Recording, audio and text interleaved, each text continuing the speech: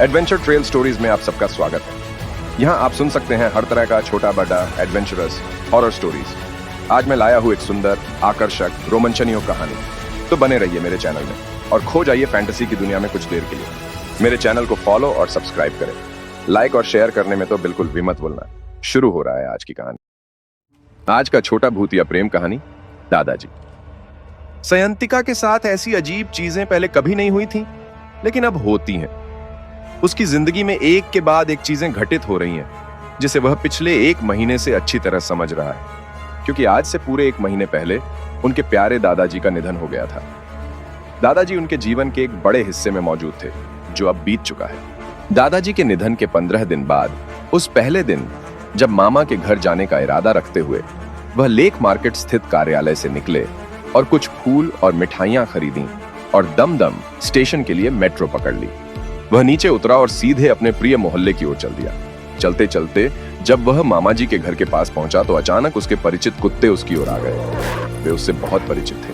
पहले जब भी वह मामा जी के घर आता था, कुत्तों को पालता था इस मोहल्ले के कोने पर, और कुत्ते उससे बहुत प्यार करते थे। लेकिन आज अचानक सबको क्या हो गया?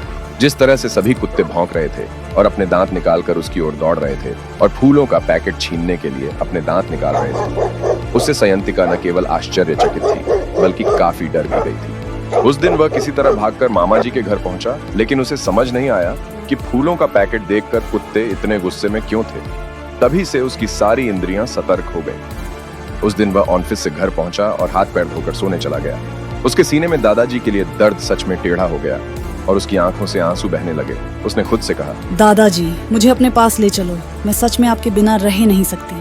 उस दिन ऑफिस में कुछ सहकर्मियों ने ये शब्द कहे कि मैं कब जाऊंगी, दादाजी के पास कैसे जाएं? सौमेन ने उसे डांटा और कहा कि अगर वह चाहती है तो ये विचार अपने दिमाग से निकाल दे और चली जाए। लेकिन आज से 70 साल बाद सयंतिका हंस रही थी। आज ऑफिस से लौटते वक्त कालीघाट मेट्रो स्टेशन पर बहुत भीड़ थी। उस भीड़ में सयंतिका धीरे धीरे एक एक कदम सीढ़ियां पार कर रही थी।